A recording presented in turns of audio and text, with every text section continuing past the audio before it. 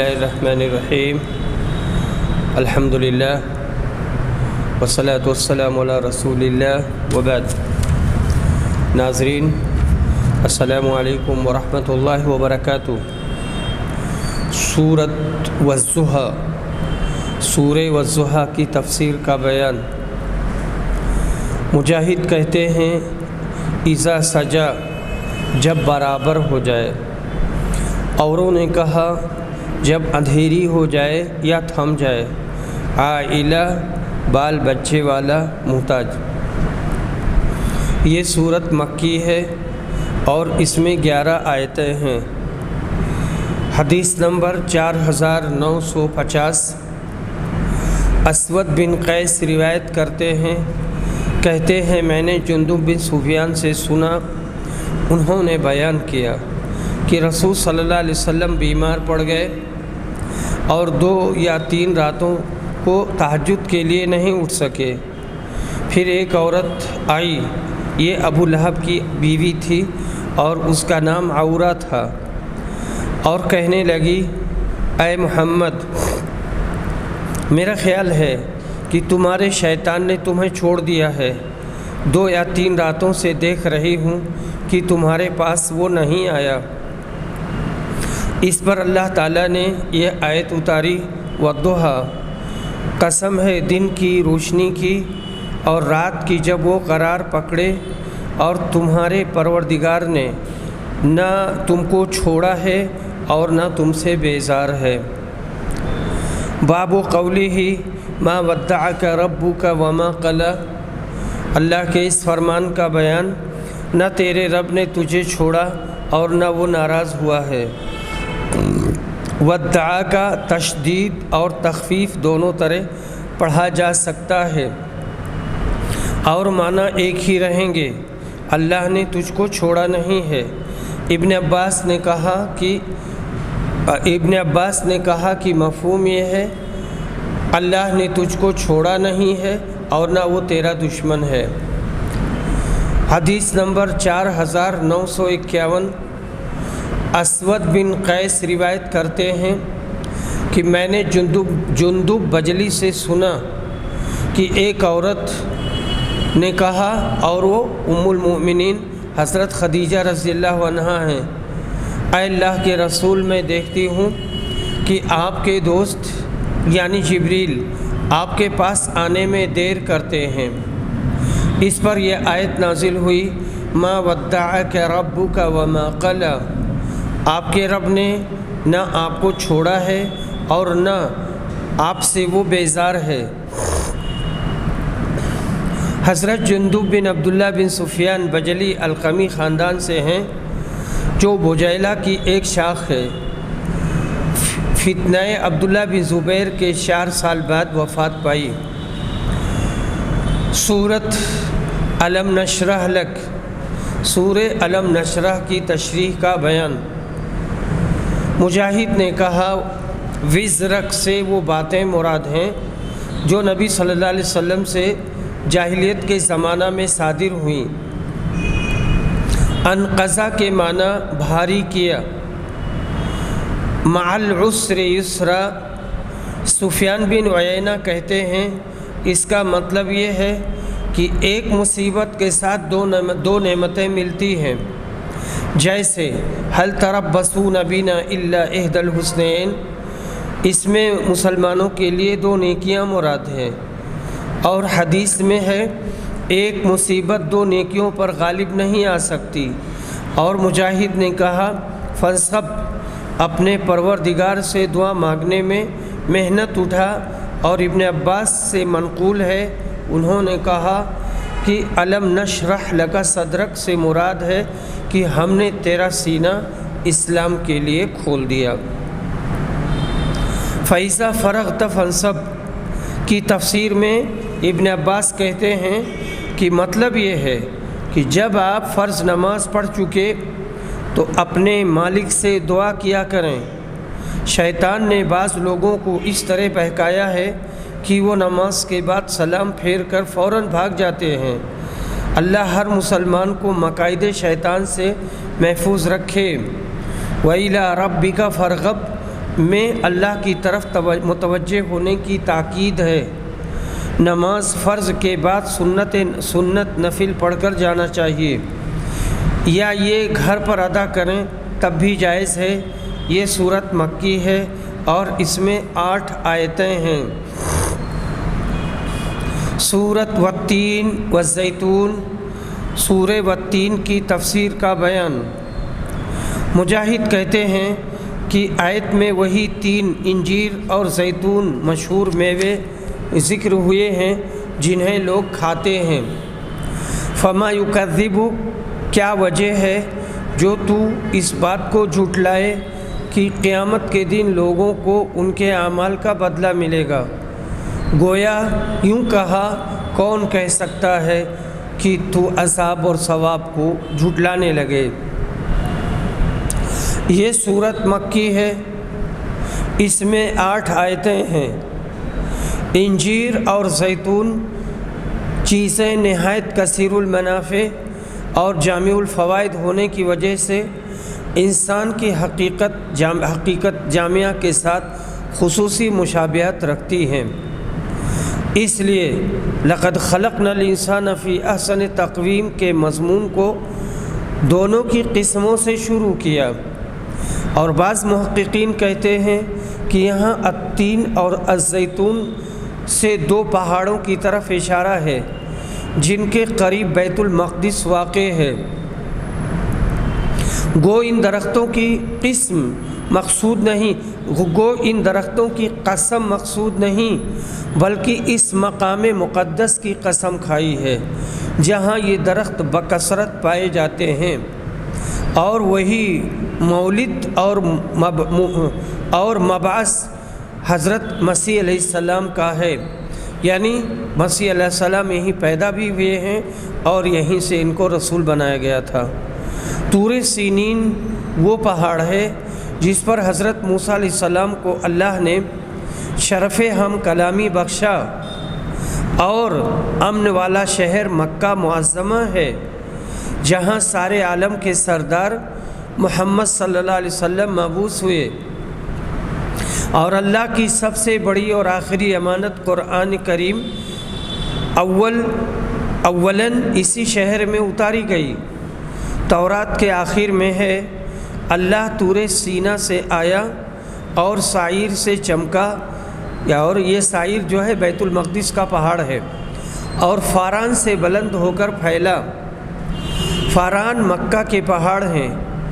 حاصل یہ کہ یہ سب مقامات متبرکہ جہاں سے ایسے اولو العزم پیغمبر اٹھے، گواہ ہیں کہ ہم نے انسان کو کیسے اچھے سانچے میں ڈھالا اور کیسی کچھ قوتیں اور ظاہری اور باطنی خوبیاں اس کے وجود میں جمع کی ہیں۔ اگر یہ اپنی صحیح فطرت پر ترقی کرے تو فرشتوں سے سبقت لے جائے، بلکہ مسجود ملائکہ ہے، اور جب منکر ہوا تو جانوروں سے بدتر ہے۔ سورہ والتین کا خلاصہ یہی ہے۔ حدیث نمبر 4952۔ عدی بن ثابت کہتے ہیں کہ میں نے براء بن عازب سے سنا کہ نبی صلی اللہ علیہ وسلم ایک سفر میں تھے، اور عشاء کی 1 رکعت میں آپ نے سورہ والتین والزیتون کی تلاوت فرمائی تھی۔ سورت اقرأ بسم ربک، سورہ اقرأ کی تفسیر کا بیان۔ قتیبہ نے کہا کہ ہم سے حماد بن زید نے بیان کیا، ان سے یحییٰ بن عتیق نے کہ امام حسن بصری نے فرمایا، مصحف میں سورہ فاتحہ کی شروع میں بسم اللہ الرحمن الرحیم لکھو، اور 2 سورتوں کے درمیان ایک خط کھینچ لیا کرو جس سے معلوم ہو کہ نئی سورت شروع ہوئی۔ مجاہد نے کہا، نادیہ اپنے کنبے والوں کو، الزبانیہ دوزخ کے فرشتے، اور معمر نے کہا رجع لوٹ جانے کا مقام، لنسفعن البتہ پکڑیں گے، اس میں نون خفیفہ ہے، گویا یہ الف سے لکھا جاتا ہے، یہ صفات و بیدہی سے نکلا ہے، یعنی میں نے اس کا ہاتھ پکڑا۔ باب حدیث نمبر 4953۔ عروہ بن زبیر روایت کرتے ہیں اور ان سے نبی صلی اللہ علیہ وسلم کی پاک بیوی عائشہ نے بیان کیا کہ رسول اعظم کو نبوت سے پہلے سچے خواب دکھائے جاتے تھے، چنانچہ اس دور میں آپ جو خواب بھی دیکھ لیتے وہ صبح کی روشنی کی طرح بیداری میں نمودار ہوتا۔ پھر آپ کو تنہائی بھلی لگنے لگی۔ اس دور میں آپ غار حرا تنہا تشریف لے جاتے اور وہاں تہنس کیا کرتے تھے۔ عروہ نے کہا، تہنس سے مراد عبادت ہے۔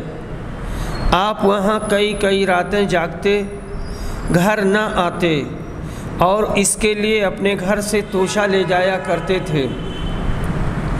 پھر جب توشہ ختم ہو جاتا پھر خدیجہ کے ہاں لوٹ کر تشریف لاتے اور اتنا ہی توشہ لے جاتے۔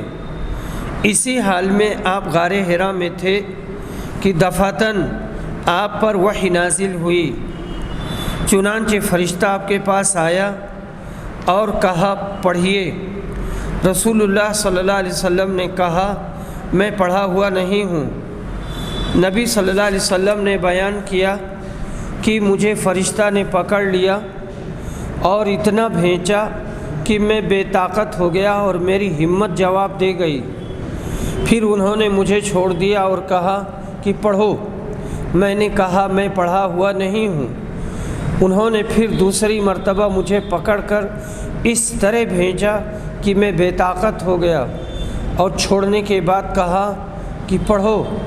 میں نے اس مرتبہ بھی یہی کہا کہ میں پڑھا ہوا نہیں ہوں۔ انہوں نے تیسری مرتبہ پھر اسی طرح مجھے پکڑ کر بھیجا کہ میں بے طاقت ہو گیا اور کہا کہ پڑھیے۔ پڑھ اپنے رب کے نام کے ساتھ جس نے سب کو پیدا کیا، جس نے انسان کو خون کے لوتھڑے سے پیدا کیا ہے۔ آپ پڑھیے، اور آپ کا رب بڑا کریم ہے جس نے قلم کے ذریعہ تعلیم دی ہے۔ علم الانسان ما لم یعلم تک۔ پھر رسول صلی اللہ علیہ وسلم ان 5 آیات کو لے کر واپس گھر تشریف لائے اور گھبراہٹ سے آپ کے موڈھے اور گردن کا گوشت پھڑک رہا تھا، حرکت کر رہا تھا۔ آپ نے خدیجہ کے پاس پہنچ کر فرمایا، مجھے چادر اوڑھا دو، مجھے چادر اوڑھا دو۔ چنانچہ انہوں نے آپ کو چادر اوڑھا دی۔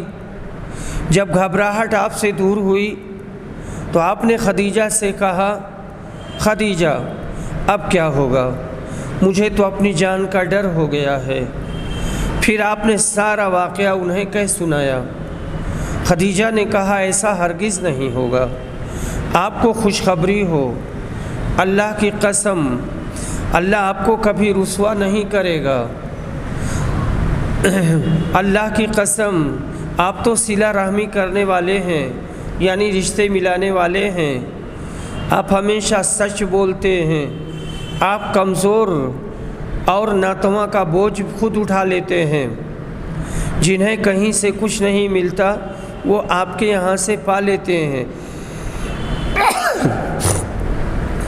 آپ مہمان نواز ہیں اور حق کے راستے میں پیش آنے والی مصیبتوں پر لوگوں کی مدد کرتے ہیں۔ پھر خدیجہ نبی صلی اللہ علیہ وسلم کو لے کر ورقہ بن نوفل کے پاس گئیں۔ وہ خدیجہ کے چچا اور آپ کے والد کے بھائی تھے۔ وہ زمانے جاہلیت میں نصرانی ہو گئے تھے اور عربی لکھ لیتے جس طرح اللہ نے چاہا۔ انہوں نے انجیل بھی عربی میں لکھی تھی۔ وہ بہت بوڑھے تھے اور نابینا ہو گئے تھے۔ حضرت خدیجہ نے ان سے کہا، چچا اپنے بھتیجے کا حال سنیے نا۔ ورقہ نے کہا، بیٹے تم نے کیا دیکھا ہے؟ آپ نے سارا حال سنایا، جو کچھ آپ نے دیکھا تھا۔ اس پر ورقہ نے کہا وہ ناموس ہیں، ناموس سے مراد جبریل جو موسیٰ کے پاس آئے تھے۔ کاش میں تمہارے نبوت کے زمانے میں جوان اور طاقتور ہوتا، کاش میں اس وقت تک زندہ رہ جاتا۔ پھر ورقہ نے کچھ اور کہا، جب آپ کی قوم آپ کو مکہ سے نکالے گی۔ رسول اللہ صلی اللہ علیہ وسلم نے پوچھا کیا واقعی یہ لوگ مجھے مکہ سے نکال دیں گے؟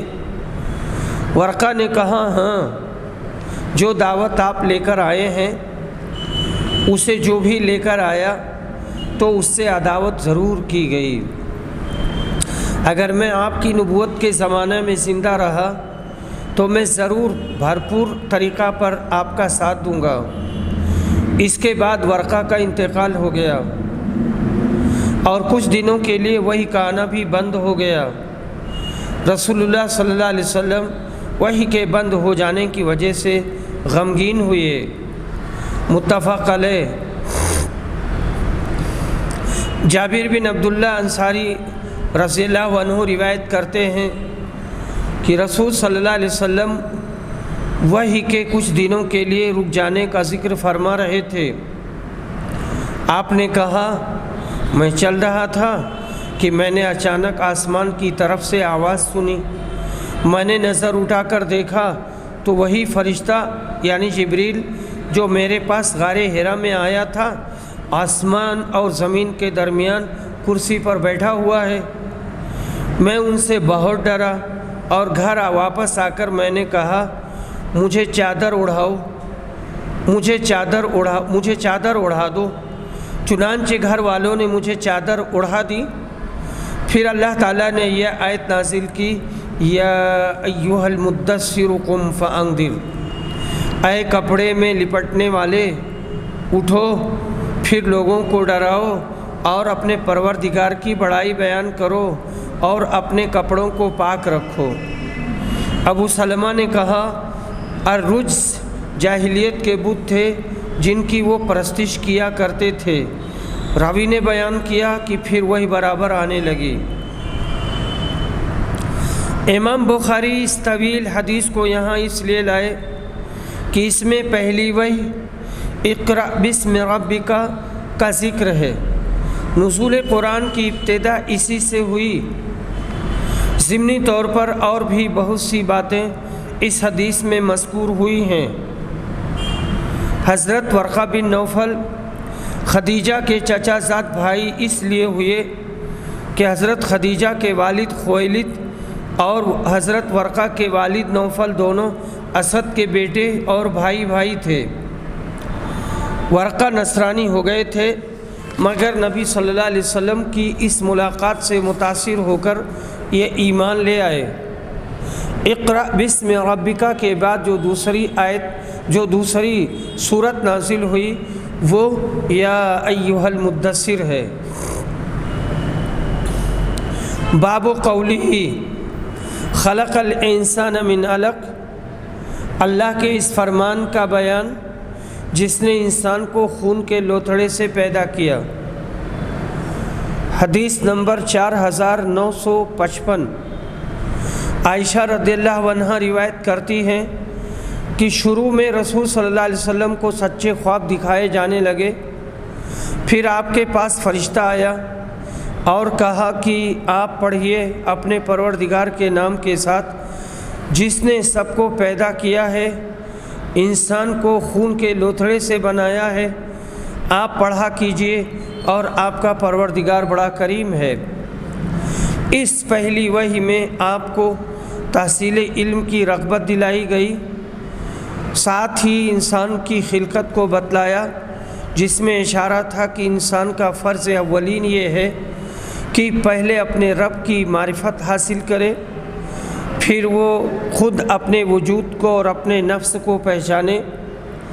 تحصیل علم کے آداب پر بھی اس میں لطیف اشارے ہیں۔ باب قولہ اقرأ وربک الاکرم، اللہ کے اس فرمان کا بیان تم پڑھو اور تمہارا رب بڑا مہربان ہے۔ حدیث نمبر 4956، عائشہ رضی اللہ عنہا روایت کرتی ہیں کہ رسول صلی اللہ علیہ وسلم کی نبوت کی ابتدا سچے خوابوں سے کی گئی۔ پھر آپ کے پاس فرشتہ آیا اور کہا، آپ پڑھیے اپنے رب کے نام کی مدد سے جس نے سب کو پیدا کیا ہے، جس نے انسان کو خون کے لوتھڑے سے بنایا۔ آپ پڑھیے اور تمہارا رب بڑا کریم ہے جس نے قلم کو ذریعہ تعلیم بنایا۔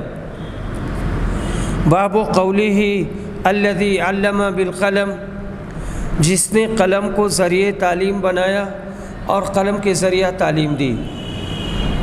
حدیث نمبر 4957، عروہ بن زبیر روایت کرتے ہیں کہ عائشہ نے بیان کیا، پھر نبی صلی اللہ علیہ وسلم خدیجہ کے پاس واپس تشریف لائے اور کہا، مجھے چادر اڑھا دو۔ پھر آپ نے سارا واقعہ بیان کیا۔ باب قولہ کلا لئن لم ینتہی لنسفعا بالناصیہ ناصیۃ کاذبۃ خاطیہ، اللہ کے اس فرمان کا بیان۔ ہاں اگر یہ کم بخت باز نہ آیا تو ہم اسے پیشانی کے بل پکڑ کر گھسیٹیں گے، جو پیشانی جھوٹ اور گناہوں میں آلودہ ہو چکی ہے۔ حدیث نمبر 4958، ابن عباس روایت کرتے ہیں کہ ابو جہل نے کہا تھا، اگر میں نے محمد کو کعبہ کے پاس نماز پڑھتے دیکھ لیا تو میں اس کی گردن کچل دوں گا۔ نبی اکرم کو جب یہ بات پہنچی تو آپ نے فرمایا، اگر اس نے ایسا کیا ہوتا تو اسے فرشتے پکڑ لیتے۔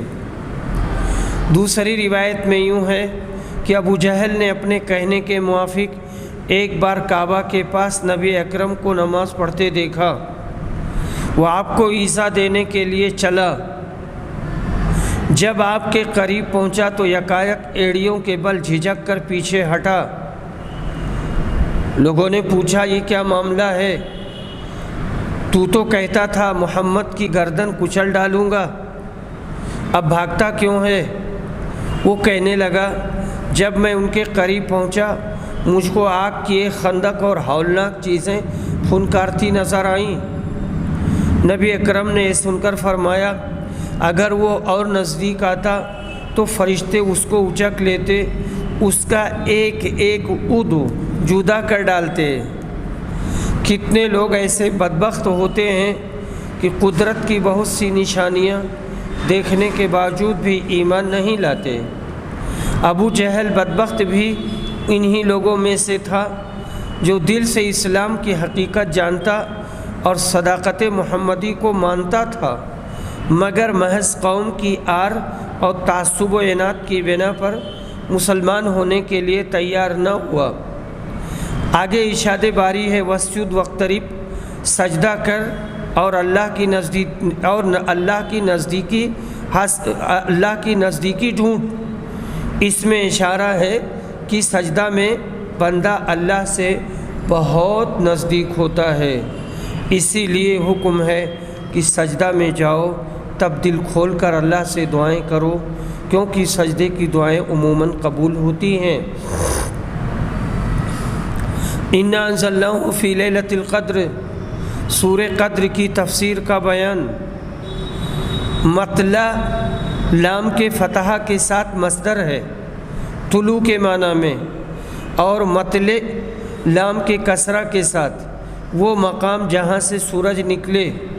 انا انزلناہ میں ضمیر قرآن کی طرف پھرتی ہے، گو کہ قرآن کا ذکر نہیں آیا ہے اور نہیں آیا ہے پیچھے، مگر اس کی شان بڑھانے کے لیے اضمار قبل ذکر کیا۔ انزلناہ صیغہ جمع متکلم ہے، حالانکہ اتارنے والا ایک ہی ہے، یعنی اللہ پاک، مگر عرب لوگوں کا قاعدہ ہے کہ فعل واحد کو جمع کے لفظ کے ساتھ بھی لے آتے ہیں ذاتی اثبات اور تاکید کے لیے۔ سورہ قدر مکی ہے اور اس میں 5 آیتیں ہیں۔ لیلۃ القدر کا وجود برحق ہے جس سے اللہ نے خاص امت محمدیہ کو عطا فرمایا ہے۔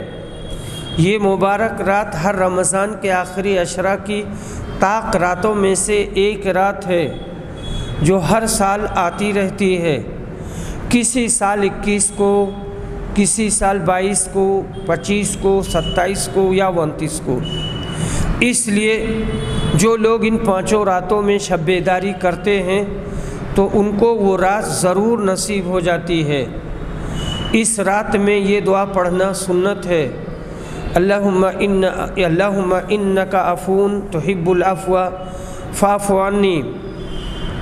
اے اللہ، بے شک تو معاف کرنے والا ہے اور تو معافی کو پسند کرتا ہے، اس لیے مجھ کو معافی دے دے۔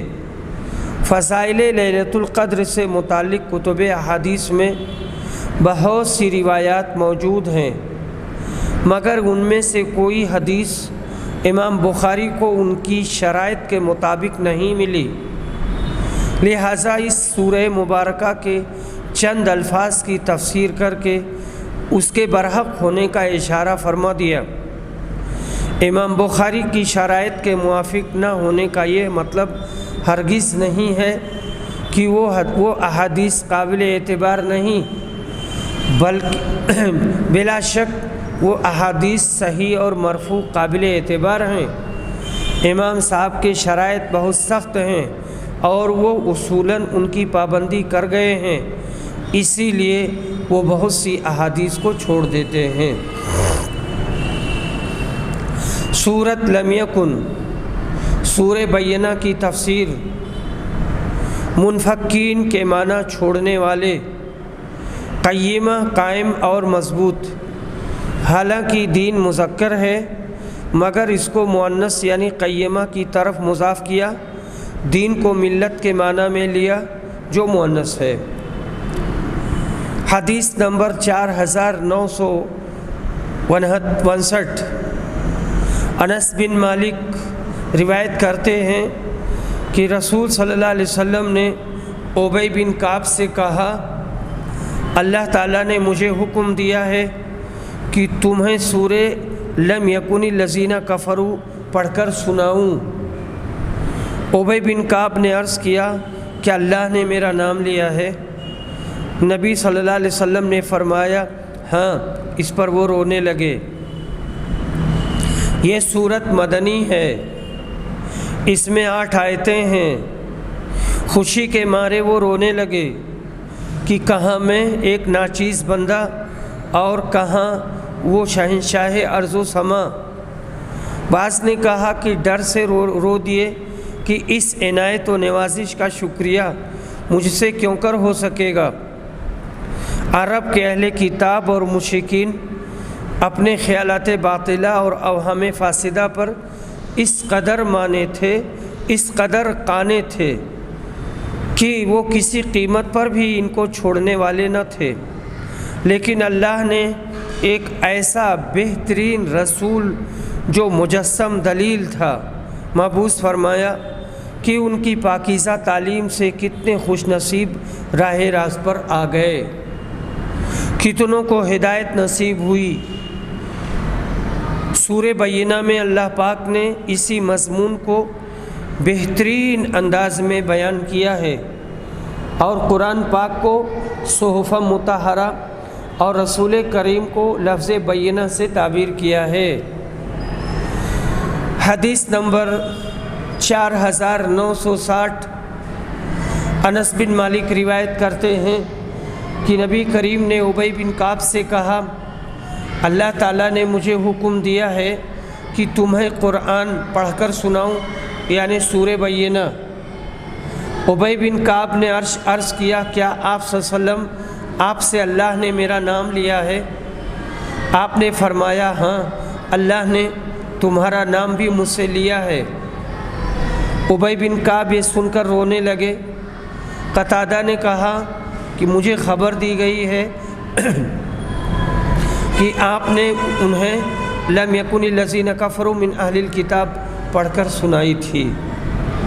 حضرت ابی بن کعب قرآن پاک کے حافظ اور قاری ہونے کی بنا پر اللہ کے ہاں اتنے مقبول ہوئے کہ خود اللہ پاک نے اپنے پیارے رسول کو حضرت ابی بن کعب کے سامنے قرآن پاک سنانے کا حکم دیا۔ اس سے قسمت کا اندازہ لگایا جا سکتا ہے۔ حدیث نمبر 4961، اور یہ جو ابھی حدیث میں پڑھا ہوں اور اس کی تشریح بھی آئی، یہ متفق علیہ ہے۔ انس بن مالک روایت کرتے ہیں کہ نبی صلی اللہ علیہ وسلم نے ابی بن کعب سے کہا، اللہ تعالیٰ نے مجھے حکم دیا ہے کہ تمہیں قرآن پڑھ کر سناؤں۔ انہوں نے پوچھا، کیا اللہ نے میرا نام لیا تھا؟ کیا اللہ نے آپ سے میرا نام لیا ہے؟ آپ نے فرمایا کہ ہاں۔ ابی بن کعب بولے، تمام جہانوں کے پالنے والے کے ہاں میرا ذکر ہوا؟ نبی صلی اللہ علیہ وسلم نے کہا ہاں۔ اس پر ان کی آنکھوں سے آنسو نکل پڑے۔ سورۃ اذا زلزلت، سورہ اذا زلزلت کی تفسیر کا بیان۔ اوحا لہا، اوحا الیہا، وحا لہا، وحا الیہا، سب کا ایک معنی ہے۔ باب قولہ فمن یعمل مثقال ذرۃ خیرا یرہ، اللہ کے اس فرمان کا بیان، جو کوئی ذرہ بھر نیکی کرے گا اسے وہ دیکھ لے گا اور اس کا اجر و ثواب اسے مل جائے گا۔ حدیث نمبر 4962، ابو ہریرہ رضی اللہ عنہ روایت کرتے ہیں کہ رسول صلی اللہ علیہ وسلم نے فرمایا، گھوڑا 3 طرح کے لوگ 3 قسم کے پالتے ہیں۔ ایک شخص کے لیے وہ اجر ہوتا ہے، دوسرے کے لیے وہ معافی ہوتا ہے، تیسرے کے لیے عذاب ہے۔ جس کے لیے وہ باعث اجر و ثواب ہے وہ شخص جو اسے اللہ کے راستے میں جہاد کی نیت سے پالتا ہے۔ چراگاہ، یا اس کے بجائے راوی نے یہ کہا باغ میں اس کی رسی کو دراز کر دیتا ہے، لمبا کر دیتا ہے، اور وہ گھوڑا چراگاہ یا باغ میں اپنی رسی توڑا لے اور اس کے نشانات، اپنی رسی توڑا لے اور 1-2 چڑھائی دوڑے یا 1-2 سانس دوڑے تو اس کے نشانات قدم اور اس کی لید بھی مالک کے لیے ثواب بن جاتی ہے۔ اور اگر کسی نہر سے گزرتے ہوئے اس میں سے مالک کے ارادہ کے بغیر خود ہی اس نے پانی پی لیا تو یہ بھی مالک کے لیے باعث ثواب بن جاتا ہے۔ دوسرا شخص جس کے لیے اس کا گھوڑا باعث معافی ہے اور باعث پردہ ہے، یہ وہ شخص ہے جس نے لوگوں سے بے پرواہ رہنے اور لوگوں کے سامنے سوال کرنے سے بچنے کے لیے اسے پالا، اور اس گھوڑے کی گردن پر جو اللہ کا حق ہے اور اس کی پیٹھ کا جو حق ہے اسے بھی وہ ادا کرتا رہتا ہے، تو گھوڑا اس کے لیے باعث معافی پردہ بن جاتا ہے۔ اور جو شخص گھوڑا اپنے دروازے پر فخر اور دکھاوے اور اسلام دشمنی کی غرض سے باندھتا ہے، وہ اس کے لیے وبال ہے۔ رسول اللہ صلی اللہ علیہ وسلم سے گدھوں کے متعلق پوچھا گیا تو آپ نے فرمایا، اللہ تعالیٰ نے اس کے متعلق مجھ پر کوئی خاص آیت سوائے اس اکیلی عام اور جامع آیت کے نہیں اتاری۔ فمن یعمل مثقال ذرۃ خیرا یرہ، یعنی جو کوئی ذرہ بھر نیکی کرے گا وہ اسے بھی دیکھ لے گا، اور جو کوئی ذرہ بھر برائی کرے گا وہ بھی اسے دیکھ لے گا۔ پہلا شخص جس کے لیے گھوڑا باعث اجر و ثواب ہے وہ جس نے اسے فی سبیل اللہ کے تصور سے رکھا، دوسرا وہ جس کے لیے وہ معافی ہے، اپنے ذاتی ضروریات کے لیے پالنے والا بطور فخر و ریا کے، تیسرا محض ریا نمود غرور و تکبر کے لیے پالا۔ آج کل کی جملہ برقی سواریاں بھی سب اسی ذیل میں آتی ہیں۔ گردن کا جس کا اوپر ذکر ہوا ہے کہ اگر وہ تجارتی ہیں تو ان کی زکوٰۃ ادا کرے۔ پشت کا حق یہ کہ تھکے مادے مسافر مانگنے والے کو عاریتاً سواری کے لیے دے دے۔ آج کل برقی سواریاں بھی اسی ذیل میں آ کر باعث اجر و ثواب بن سکتی ہیں۔ کار ہے، جیپ ہے، بڑی گاڑیاں ہیں، چھوٹی گاڑیاں ہیں، تو آدمی جس طرح سے گھوڑے پر کیا اور باعث ثواب ٹھہرا، اسی طرح سے ان گاڑیوں پر دوسروں کی مدد کرنے، ان کا سامان ڈھونے، مریض کو اسپتال پہنچانے میں اجر ہے، ثواب ہے۔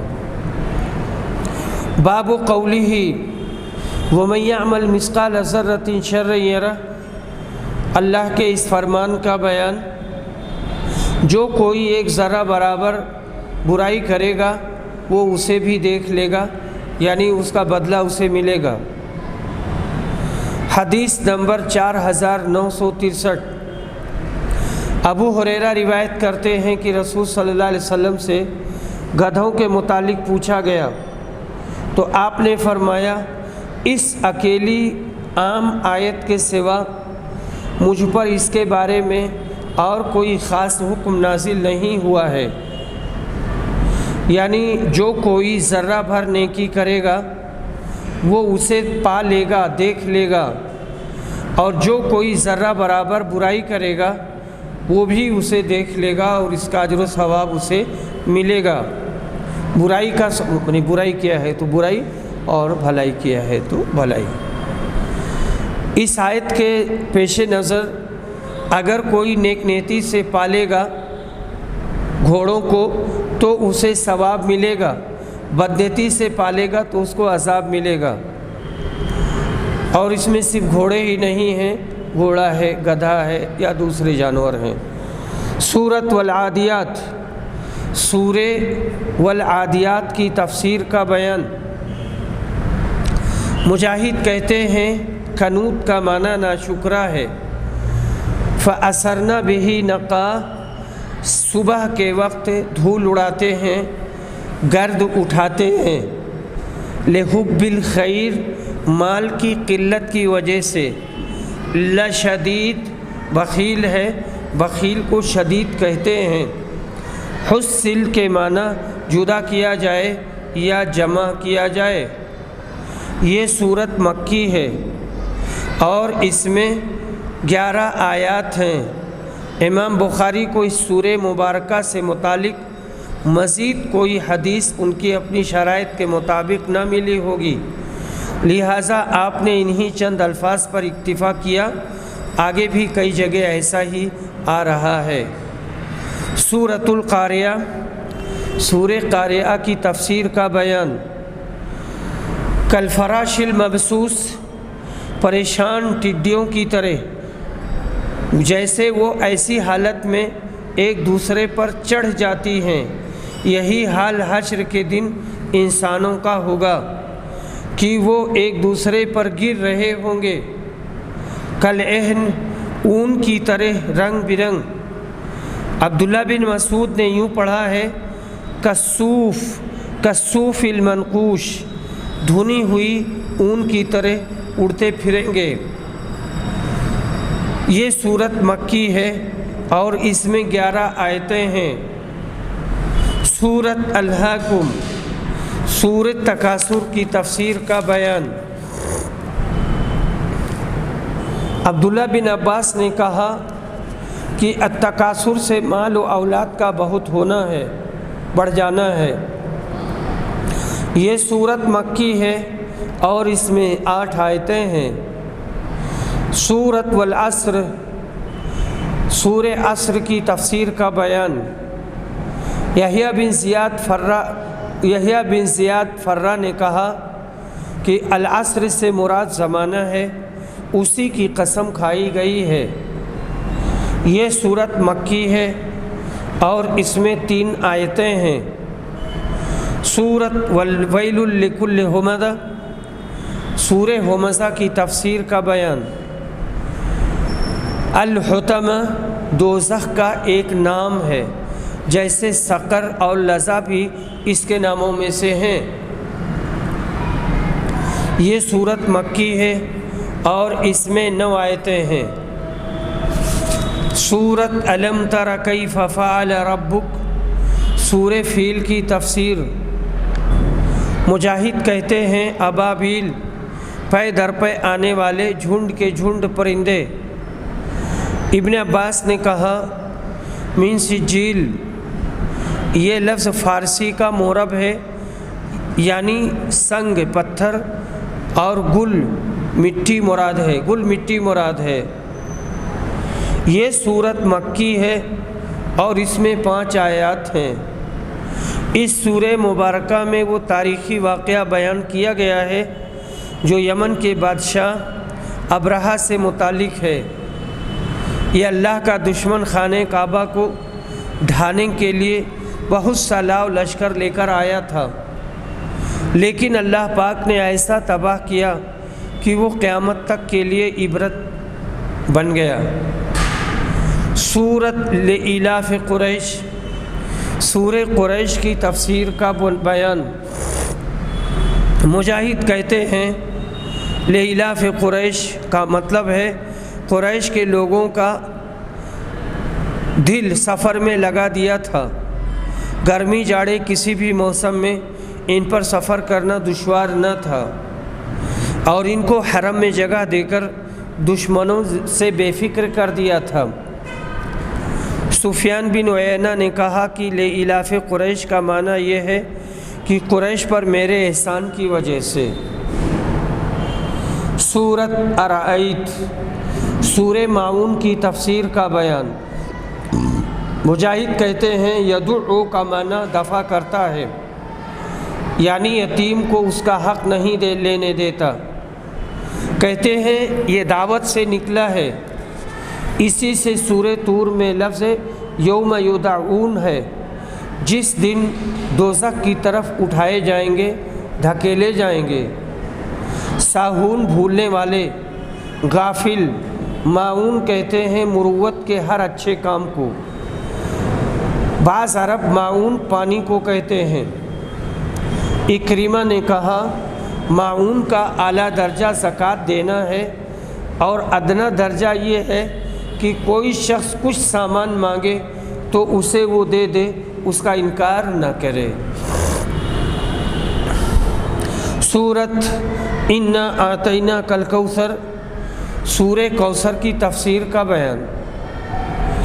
حضرت ابن عباس نے کہا شانئک، تمہاری برائی کرنے والا تیرا دشمن، جس سے آس بن وائل یا ابو جہل یا عتبہ بلکہ قیامت تک ہونے والے جملہ دشمنان رسول مراد ہیں، جو ہمیشہ انجام کے لحاظ سے خائب، خاسر اور نامراد ہیں۔ یہ سورت مکی ہے، اس میں 3 آیتیں ہیں۔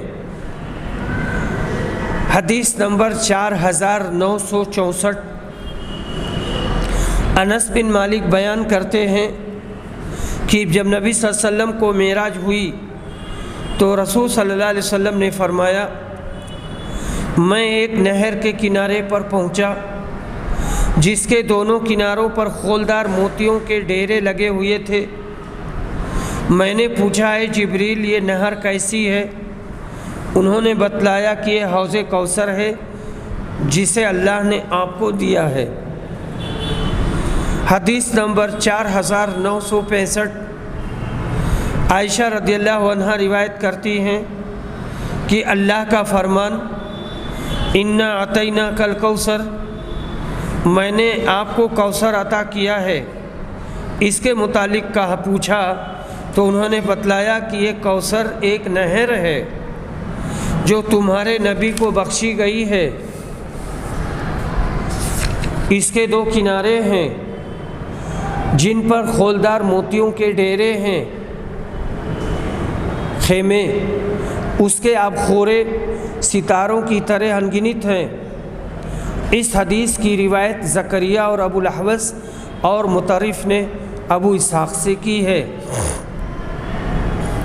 حدیث نمبر 4966، عبداللہ بن عباس روایت کرتے ہیں کہ کوثر کے متعلق بتاتے ہیں، کوثر خیر کثیر ہے جو اللہ تعالیٰ نے نبی اکرم کو دی ہے۔ ابو بشر نے بیان کیا کہ میں نے سعید بن جبیر سے عرض کیا، لوگوں کا تو خیال ہے کہ اس سے جنت کی ایک نہر مراد ہے۔ سعید نے کہا کہ جنت کی نہر بھی اس خیر کثیر میں سے ایک ہے جو اللہ تعالیٰ نے نبی صلی اللہ علیہ وسلم کو دی ہے۔ صحیح مسلم میں خود نبی اکرم سے منقول ہے کہ کوثر ایک نہر ہے جس کو اللہ نے مجھے عطا فرمایا ہے۔ عمومی تفسیر لفظ خیر کثیر سے بھی کی گئی ہے۔ حافظ ابن حجر فرماتے ہیں، وَقَدْ نَقَلَ الْمُفَسِّرُونَ فِي الْكَوْثَرِ أَقْوَالًا غَيْرَ هَذَيْنِ تَزِيدُ عَلَى الْعَشْرَ۔ مفسرین نے کوثر کی تفسیر میں 10 سے بھی زیادہ اقوال نقل کیے ہیں۔